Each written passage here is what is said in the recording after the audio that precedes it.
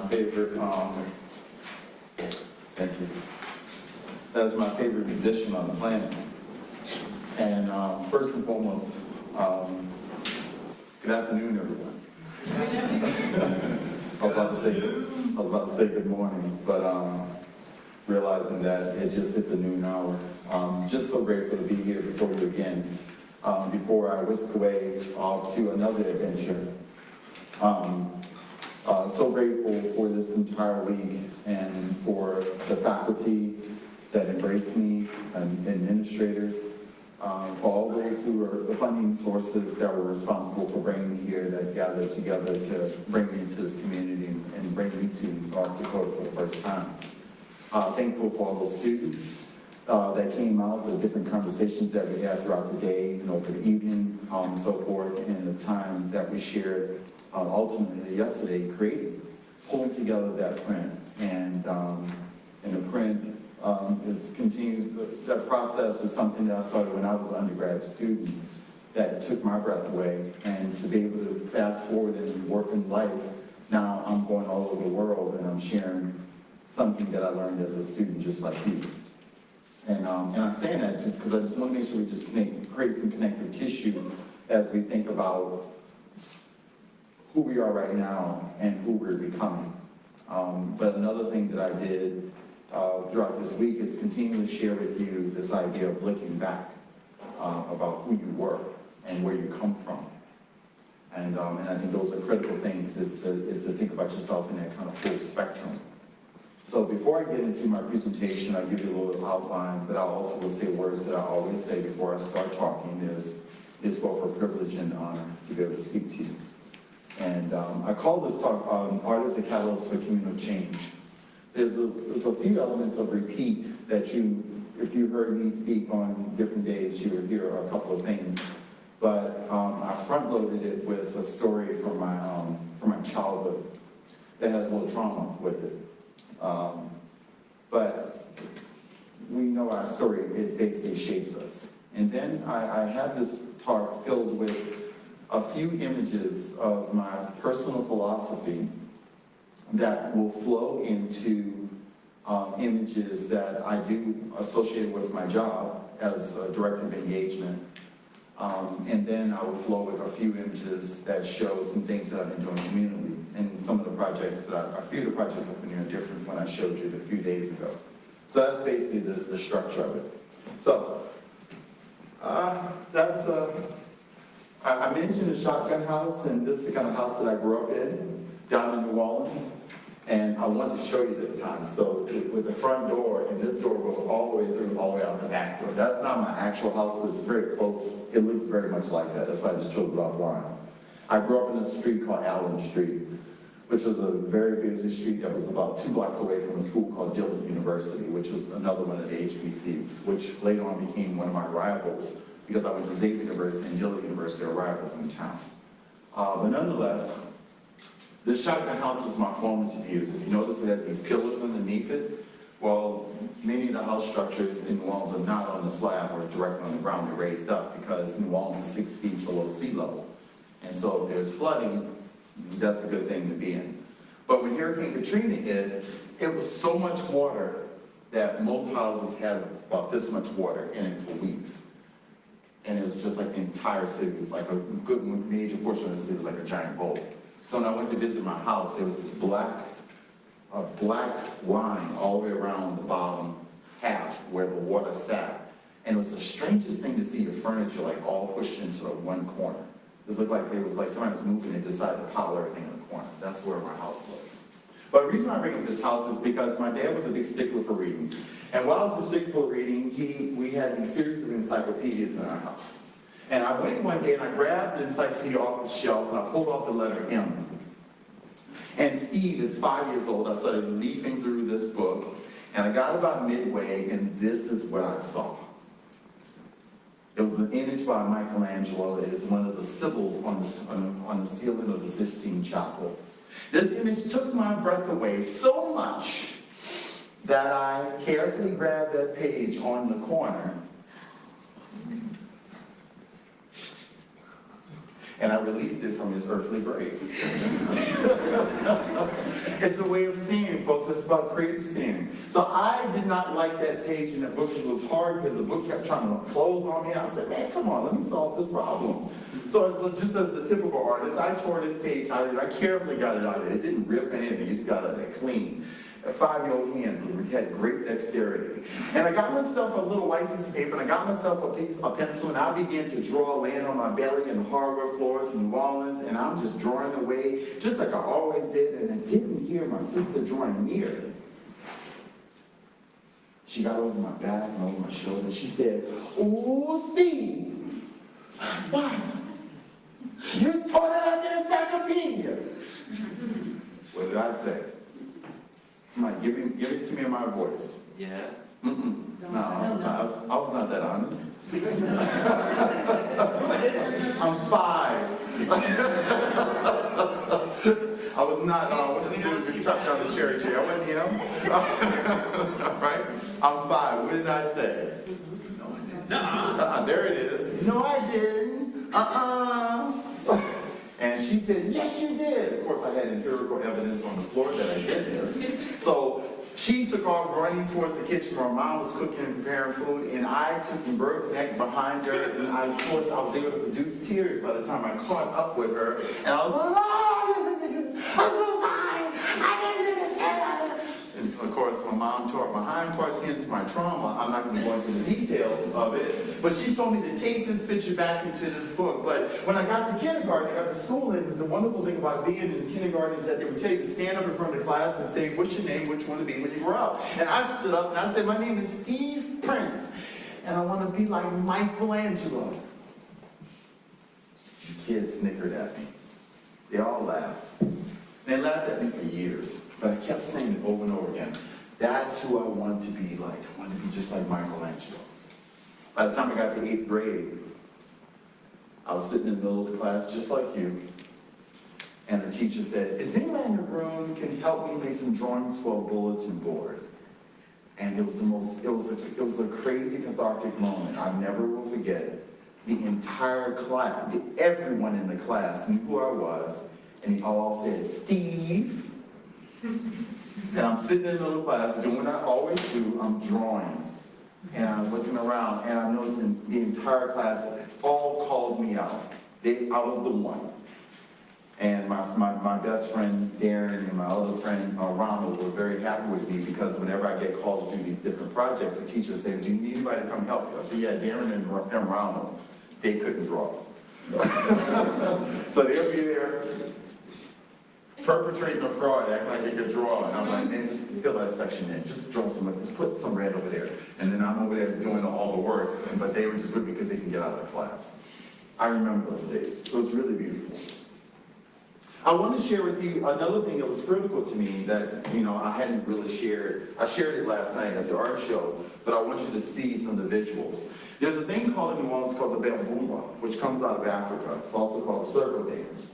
And this bamboula, circle dance, it basically, it continued its way in Congo Square in New Orleans. And in Congo Square, this special space, and this computer went to sleep. No problem. Good. The space in Congo Square that folks would gather in had a lot of the retention of a lot of the histories circulating around what came out of Africa. And so on Sundays during the time of slavery, different people would go to this space and they would begin to dance and pass these rituals on. Well, again, this is another critical element that is built into me that makes me who I am, and all these different things you see talking about, it comes out of a lot of this stuff too as well. Folks, I'm trying to create a little pattern here. I talked about one of my earliest formative things that happened to me. Then I'm moving to something that was part of my city, part of my upbringing, part of my everyday. And so if we want to talk about one going into this kind of art career, thinking about next steps, it starts with you. It starts with critically looking at you, looking at your own personal story, because that is your strongest story that's going to help you out in the art market, if you choose to go the art path. And so I'm sharing these critical things because these critical things is something that I saw in my everyday, that many times stuff that's in our own cities, in our own homes, we take for granted. Many of us are want to run away from those spaces, like me, who grew up in a very strict household, and I basically vowed I was never returning. Meanwhile, I was in essence throwing away the bathwater with the baby in it, and not going back into that water and seeing what kind of stuff actually was good there that I could still take. Because so much of it is, even beyond that I could take, it still wasn't me and I couldn't shake it off. Because when I'm showing you, I got this person in my image that I came here with, she's carrying this giant house, is because we carry those houses and those structures with us every single day. Whether we want to or not, we carry them with us. And the idea is, how do we purposely, how do we shape ourselves to be able to withstand the pressure and the weight of carrying all that with us every day? Art has been that pathway for me. It has been my release. To come here to create with you, I hope it was healing for you, but it was healing for me. It is healing to be able to stand here and tell my own story in front of people without any sense of judgment. To be released of it, to use the art to purge it out of you, to creatively make and shape. And so I thought of this idea of the second line and the dirge, and the dirge is the mournful tune that's played for someone that's being laid to rest. The second line, it is the 2/4 time music that is played once the body is laid in the ground and we now celebrate. This is my philosophy. And if we want to get into the heart of it, we want to think about the sound of the dirge. Well, it sounds a little like this.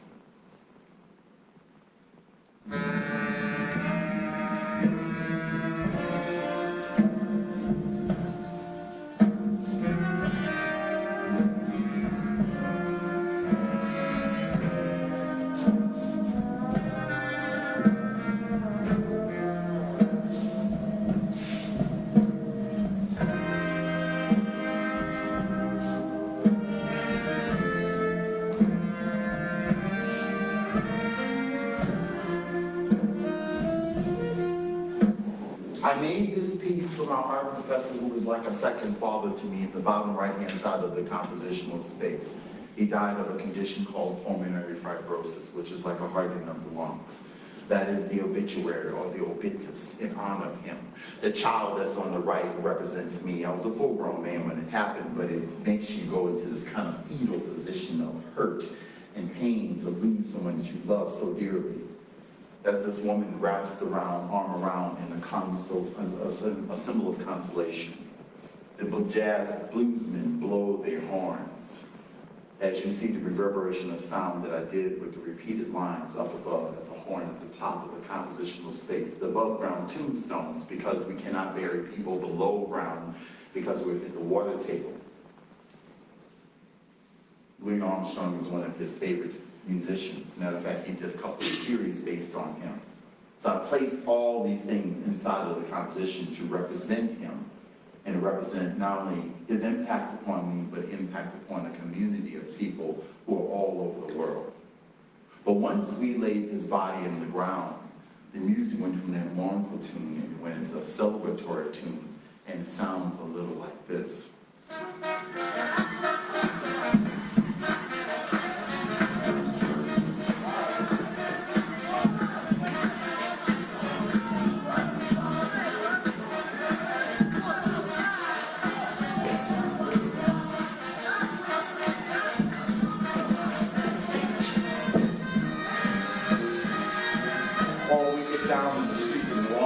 Folks, if you don't understand what it's about, then you can't understand, folks. And so in that energy and expression, in the bottom right-hand side of the compositional space where the obituary was, now it's replaced with the white dove. It is passing through a portal as if it's going from this world to the afterlife. The musicians are playing in 2/4 time, and I got that coming straight at you. There are other symbols in the composition. There's a woman with an umbrella. And if it rains at your funeral, it's considered to be a good omen. is the heavens crying out for you. There's a trinity of telephone poles at the top, representing God the Father, the Son, and the Holy Spirit.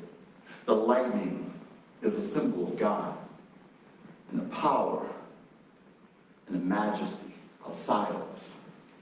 It flows through us and around us, and it protects us. That white dove, as I said, for those who did not hear me talk about it, is translated into a white handkerchief in New Orleans.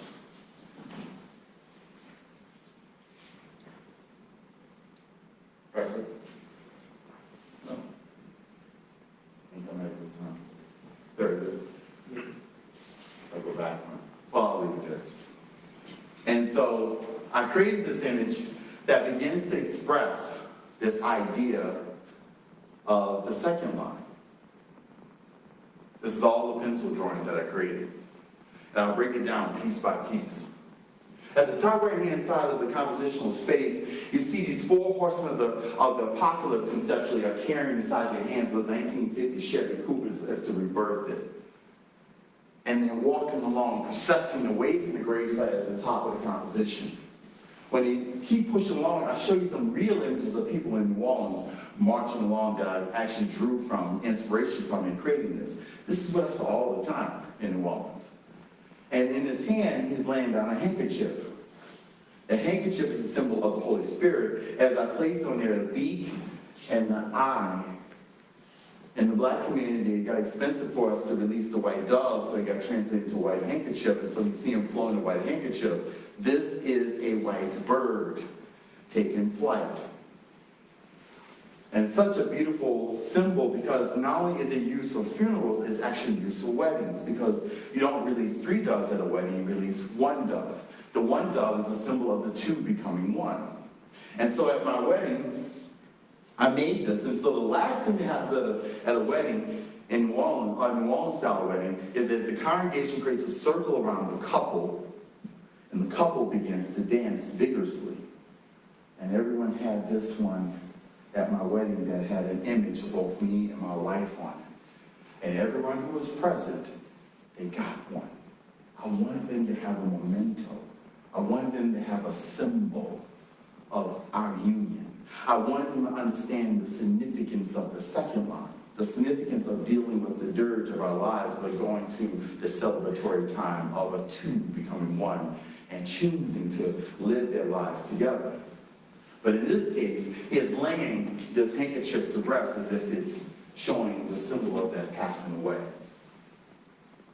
And then in the middle, the drummer keeps beat, moving through the compositional space. And I show you a white marching band at the bottom right, because when you think about jazz music, it is a commingling of European and African traditions.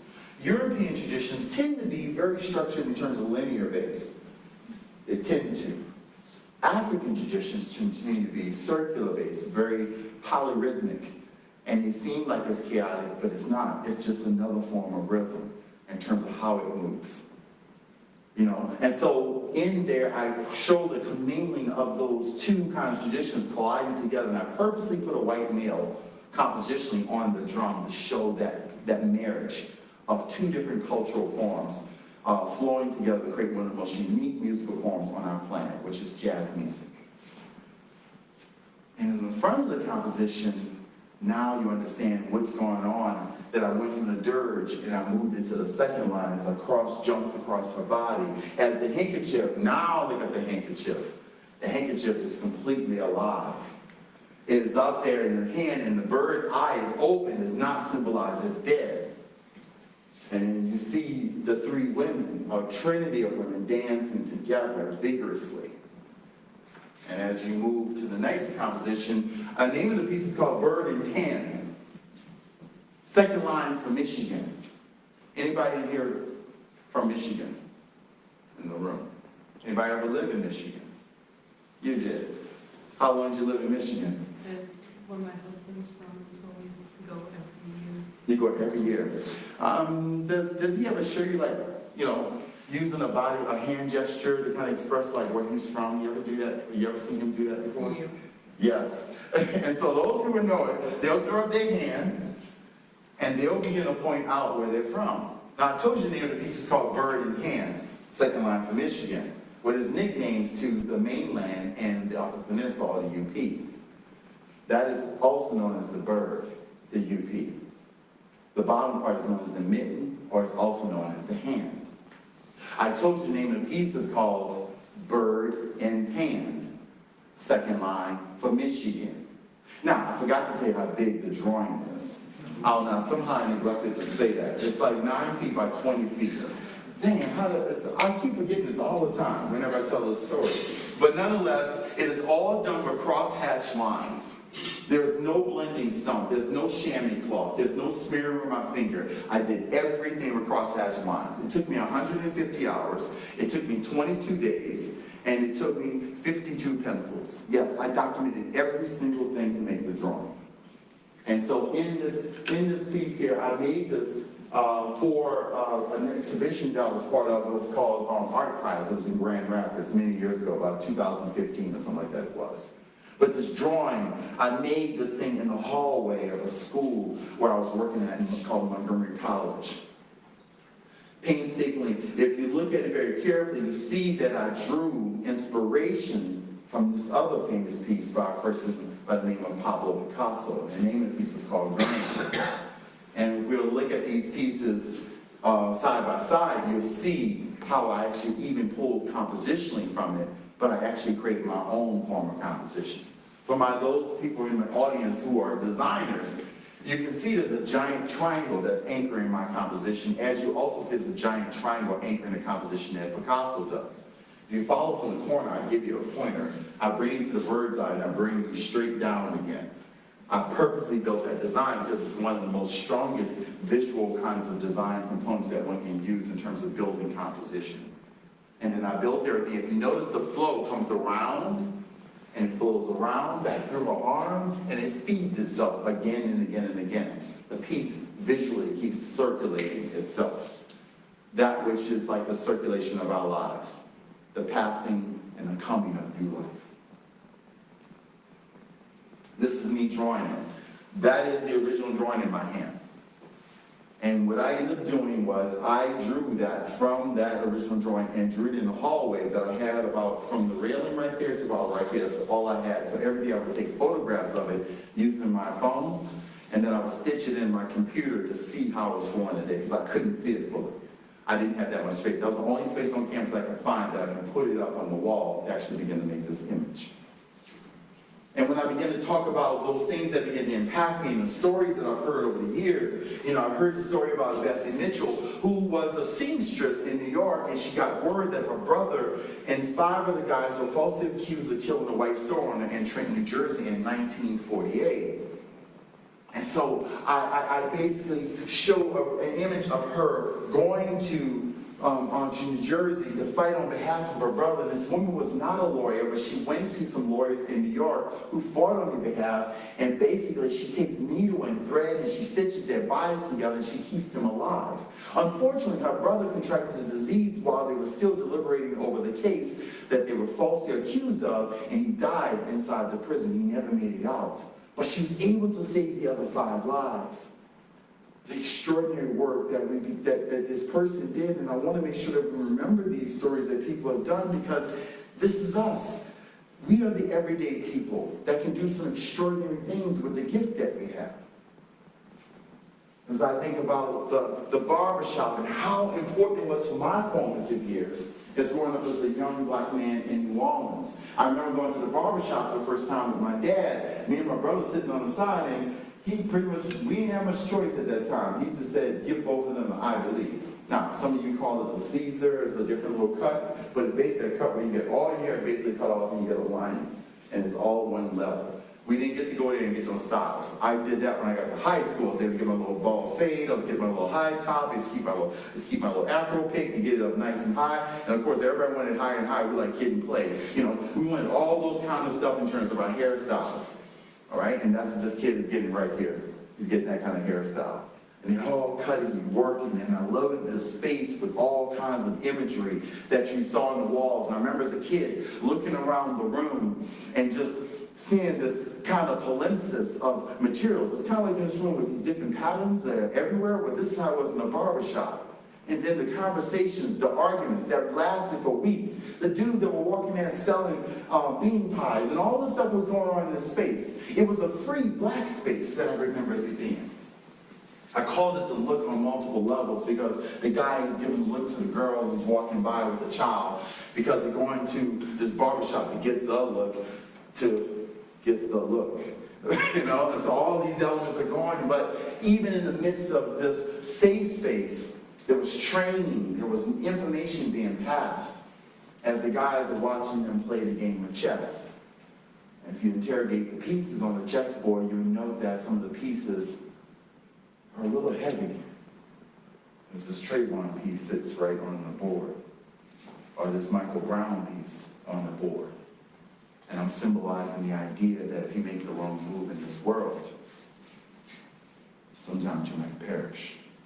I'm speaking of the fear of my mom and my dad, of every time I left, the prayer of my mother, hoping that I would return. These are the realities of my existence, of my being.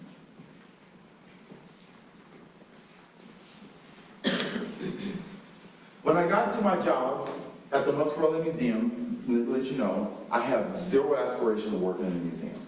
Zero. Only context I wanted to be with a museum is putting my artwork there. That's it.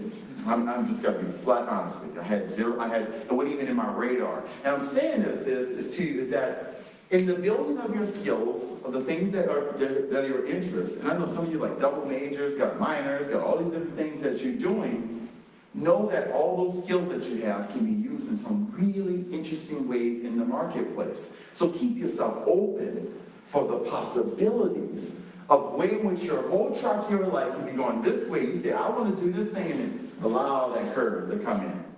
And that's what I did when I stepped into this museum. I allowed the curveball to hit me. When it came to me, the guy came to me and said, Steve, we want you to come work for the museum and just be you in our community.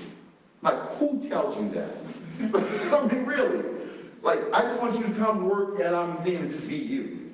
All right, well, mind you, it's closed. So I want you to just be you in the community to keep the museum alive in the community. Just doing the stuff that you do. And I said, oh, sounds cool. So what's this job title? He said, we'll call you Director of Engagement. I said, okay, that sounds cool. Yeah, I get it. No one else does. I'm literally, they're like, so what's your job, Steve? What do you do? Well, I'm me. You know, that's what I say. But I'm gonna let you know something else that's critical when you have those curveballs come to you. Don't get overexcited about the curveball. And what I mean by that is like, oh, this is this interesting thing, and yeah, I went over here. No, accept the curveball, but also make sure that you are advocating for yourself when that curveball comes. Make sure you add other things to it. Because right now, because that person wants you, you're in a power position. You're in a great position to begin to negotiate. And that's what I did. I started negotiating. I said, yeah, that sounds good, but well, let's say I also want to be artist in resident because I want the institution to continue to remember that I'm an artist. The guy gave me blinking eyes. I said, yes. He said, but I don't want to just call you artist in resident. We're going to call you the distinguished artist in resident. I said, yeah, that sounds really good. That sounds official. All right? I'm telling you, this is how it went. I can't make this story up. This is how it went. And I said this when I advocated for myself because I understand this about negotiation. I want you to understand this too. Think about it this way. You're on the shore. The curveball comes, and you get to go and travel to this other place. You jump on the boat. Before you jump on the boat, negotiate before you get on that boat. Because if you start moving and you start realizing you didn't ask for certain things, you're like, wait, hold up. Can we go back? I want to add on your artist in resident. Steve, yeah, I wish you lost. You don't have a lot of negotiation leverage. I want you to understand this about it. So, but I'm also going to lay something else to you with all of us feel. A job like that comes to us, you get imposter syndrome. hits you like a rock. And it hits you so hard that you start accepting almost anything because you don't want the opportunity to go away. You say, dang, I don't want to mess this up. You can't worry about that. You have to advocate for yourself. You have to speak up. And you have to make sure that you're doing the thing that's best not only for you, and if you have a family, or a loved one, a spouse, or whatever, you have to be thinking about the whole. And then also be ready to turn that great opportunity down. Because if he did not say that I could be artist in resident, I'm gonna let you know right now, I was gonna turn it down. I was not going to accept it. Even though it was the greatest job ever, that he was going to, if you want to give me a job just to be me in the community, come on, man. Well, who gives you a job like that? But nonetheless, it happened. But I got the artist in resident portion so I could do this. I'm away from my job right now. But guess what? This is part of my job as artist in resident. So that was a wherewithal I had. So negotiate early. Negotiate early. All right, and be thinking about that. Think about, what do you want? What do you need? What would you like to see going forward? That's how you got to critically write about yourself. And that's what I'm going to share that with you. These are critical nuggets that they're going to help you on the next level. So the museum is closed. I painted these shovels because we did this groundbreaking, because we went from 17,000 square feet to over 60,000 square feet in about 2 years. So I put myself in action immediately. I took images from the collection and I painted them onto the shovels. And so when they did the groundbreaking, our president is in the middle of Dr. Rowe. They put it out there, had the little box and so forth. You see, I'm always inserting myself within the matrix of the institution. I'm making sure that I'm seen at all times and doing what I do. Because why? I'm an artist, okay? So it's just like, you know, and this is my wife, and she came to the museum, and they had the different pieces all there, and we had them leaning against the wall. Now they're in the museum, hanging on the wall in one of the exhibition spaces to talk about the evolution of the museum, and that shows you what it looked like before, and this is what it looks like now. And oh, look how beautiful our museum is. This is the old building, that's the new building that was added on. That's an area view, that's an artistic rendering. It looks exactly like that, minus these trees. They don't have those trees in there. That's what it looks like. And this is the building. Look how great this is. I was living in Detroit. I get this job that just fell in my lap. And I end up working in this building, and my wife's office is like right here. And my office is right here. And my studio in the museum. And I have a 4-foot by 6-foot press in the museum. So the press that I just worked on this week, just make it 3 times bigger than that. That's what I got in the back of the museum. My little office is back here. The only thing I don't like about my job is that when they close, I gotta leave. It drives me crazy. All right? Like, whereas here, one of the pluses of me being a professor is that I have 24-hour access to my studio, to the campus. I can come to my office anytime, go in there and work till the wee hours of the night like I did here. I miss this drastically. But I have a studio at home, so I just take the beat and just keep it going at home, guys. Keep second line at home, all right? That's what I do, all right? So now I'm going to show you some things. I'm just going to get right into this element of thinking about art and art making. You all seen these things here. And you've seen these things before, too, especially when you're sitting in classes, you know? The elements are like the building blocks, and the principles are like how you arrange them. You know, and one thing that I do, that I encourage you to do, especially in this art walk, is see as much art as you possibly can. Engage art, see different artists' works. And also go to those works too that attract you, that fall within alignment with who you are. And this is one of those artists that did that for me. It was Jacob Lawrence. Telling these stories, these sequential images that was almost like a comic book being broken down. And this one is about the great migration going from the south to the north and so forth. This woman is carving away this fat bag. The little kid is down on the side. And so when I'm studying these pieces, you know, I'm looking at the color play and the color interactions that are happening predominantly inside the image, but I'm also looking at compositional elements. I'm breaking it down and seeing what's here. This is another piece here. At the bottom of my composition, there's a woman with her hand uplifted. You see this hat on her head? You gotta look at that piece again, and you'll know that this is what I drew from Elizabeth Catlett. I'm looking at art. I'm studying other people. I got a chance to meet her when I was in grad school, and I got together with a group of students and brought her to the campus. Another major artist that has a major influence on my work is John Biggers. I can go on and on and on in different artists that have been influential upon me.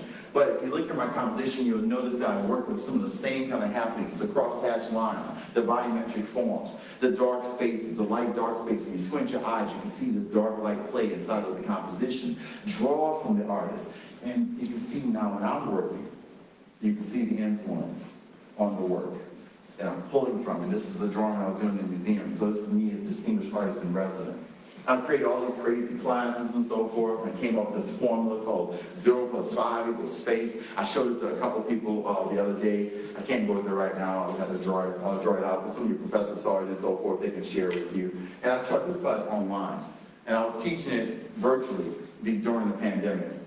And then I taught other classes. We were in another building that's been torn down, so we just painted on the walls. I created a mural making class. And so I had high schoolers come in and they painted different images, and we just painted all over the walls, just painting the building, because we're artists, we're creatives, we see the space in these wonderful, interesting ways. This girl came from Norfolk, it was like about an hour away to come do the class, and took a little Picasso piece and replicated it. All these things are in our collection. And they put them on the wall. She's a homeschool kid, came over and took the class. And then I go tell the schools. This is over at VCU, work with them, showing them how to do linoleum cuts and showing this different process. So using the skills that I have and finding multiple ways in which you can interact within the community. Watercolor monotypes, another class I'm teaching for multiple years. I'm going all around the world teaching this class because it's so interesting where you're able to take these watercolor images and build them. And look at these pieces that these people are creating. All made up of shapes that were put onto a material called yucco or yucco. And look at the beautiful building. And I was working over at Christopher Newport University with this workshop. And these people of all ages I'm working with. Remember, I got a job, I can do virtually anything I want. Then I work with other groups. Once social change begins, it cannot be reversed, you know? And I work with the Cesar Chavez Foundation coming out of California. And I made these special pieces for them and gave it to them as gifts and so forth, and really championed Cesar Chavez, and I get these wonderful opportunities to do things. And looking at art history, looking at Andy Warhol in the factory, and him making different images together. So I created a t-shirt class, because I learned this when I was an undergrad. You see what I'm doing? I'm taking all the stuff I learned, and I'm finding ways to push it into the public sector. I'm finding ways to connect with community, with the gifts that we have. That's your power. That's your superpower, by the way. All these classes that you're taking, keep exercising, working them, and they can be working for commerce for you, made for ways in which you can connect with community. Too far away. Then I'm going to the kids, I'm working with the little Weebots. Oh, it's a wonderful thing to be able to do. Professor has, his daughter works at one of the schools. Look at that. I did that 0 + 5 = space with him. Look at that face. Just gorgeous. You know, just having fun with these little children. Then I'm out in the community. Right there on second Sundays, and they have different programs, and I'm working with families. I made these puzzle piece kind of configurations, and one is Basquiat, and another one is Warhol. And I'm working with these communities over and over again, coming up with interesting ways, using the stuff that I learned in art school as my tool. Carol Romero is a Native American artist who I work with. And this is another event that takes place in October. And then I did one of Dali. And then there's a whole series of people. Yonder, this guy, Happy Clouds. All right? And then this is another artist named Faith Ringgold that I work with. And then working with kids, groups coming over. It's a Black Male Achievement Group from Catholic Alpha Psi coming over to the campus. Then I work with different groups on campus. And then this is a music group. I turned the museum into a musical space.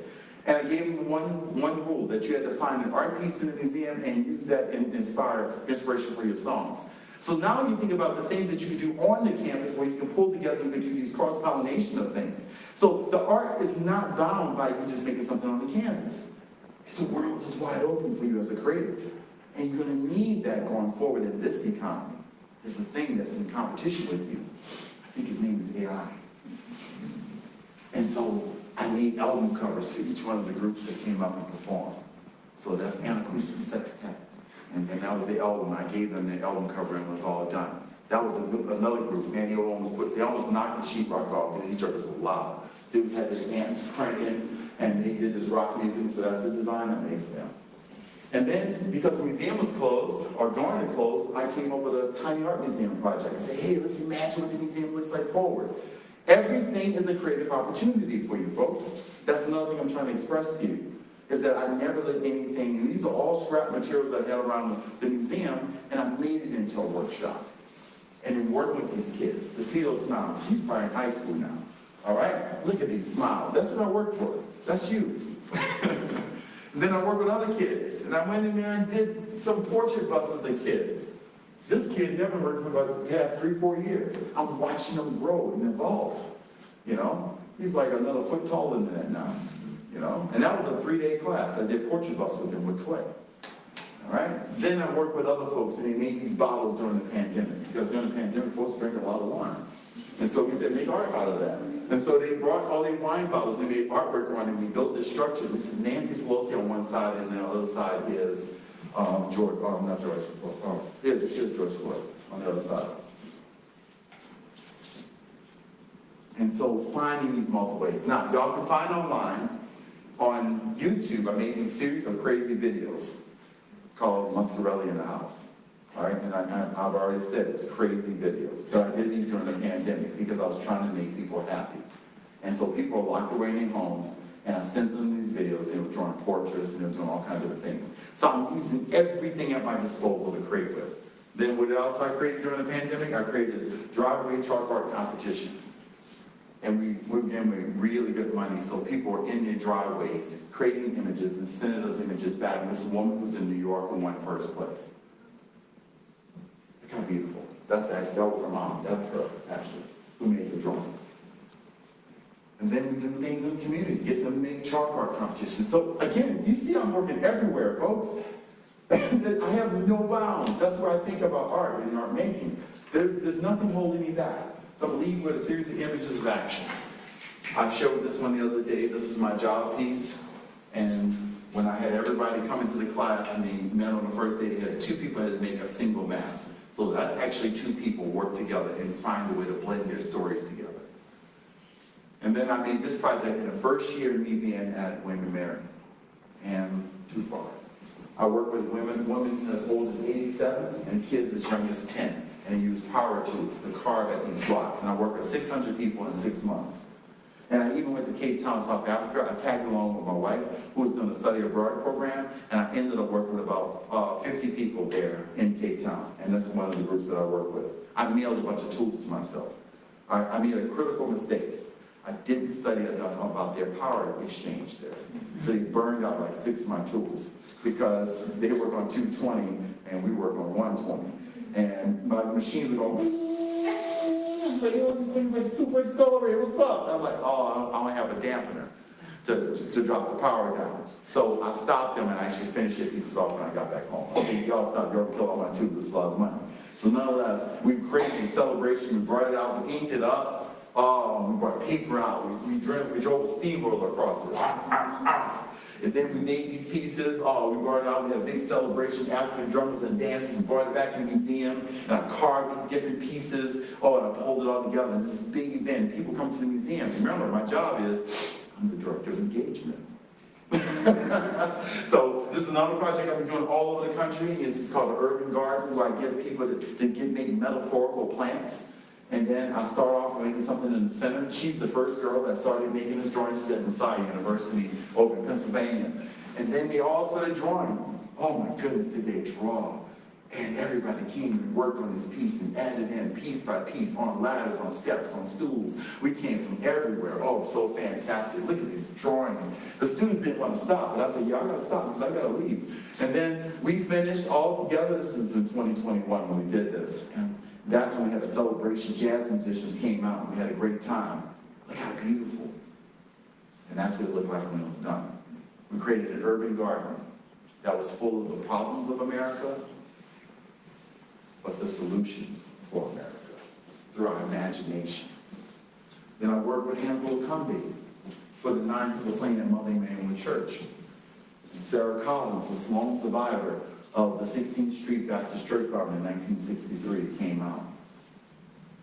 And then we had a celebration. And then working with my mile-long quilt. I'll show this really quick. I showed this the other day. And that's the first quilt that came out. And then we added more. And that's the second time we came out.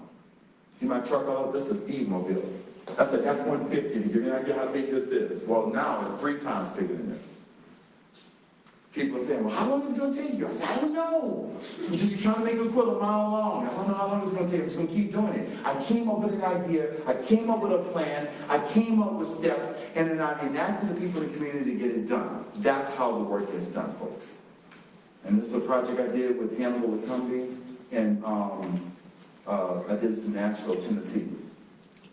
And that's the piece in the theater. That's when it got on stage. That's when the actors were doing rehearsals. And that's me in the theater when I brought it there. I drove it 10 hours over, and I stopped at the store. I was telling one of the professors about it. Y'all ever heard of this place called Buc-ee's? I think y'all laugh. It's a big old giant store. It don't make no sense how big this thing is. It's a gas station. It makes no sense. So anyway, I stopped at Buc-ee's. I almost bought a grill.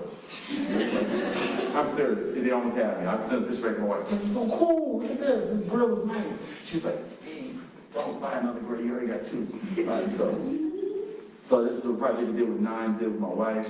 And so this is also all the costumes are painted and so forth. So I'm finding all these intersections of making art, being creative, and finding ways in which we can work inside of the community, folks.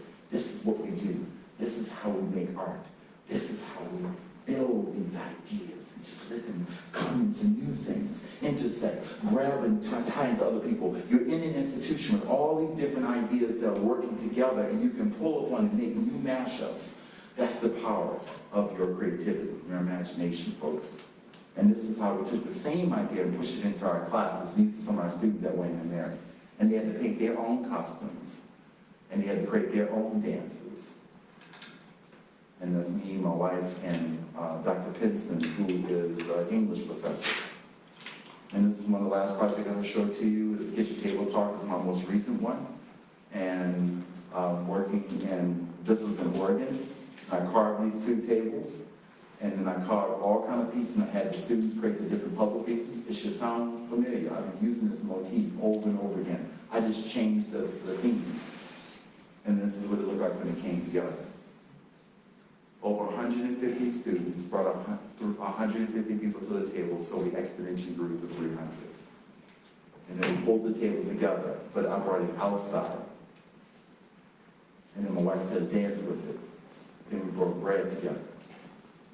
And we shared that bread. And we told stories, and we made connection. This is one of my favorite pictures right here. Passing bread between each other.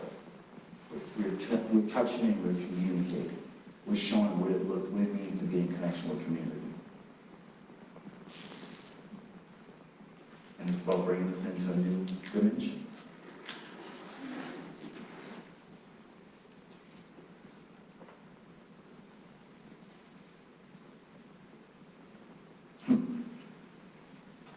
Brings back full circle. And one thing I realize is I'll never be Michelangelo. And quite frankly, I don't want to. Why? Because I'm Steve Prince, and I'm enough. It's real good.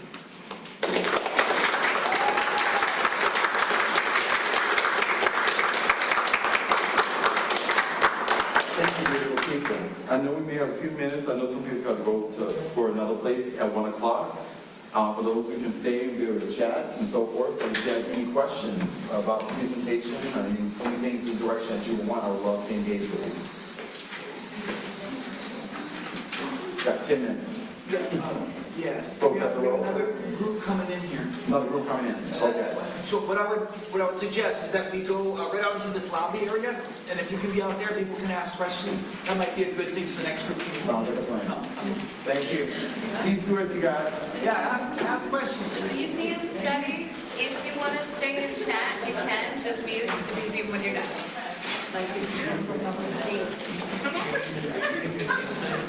Yeah. Museum studies are like, wow.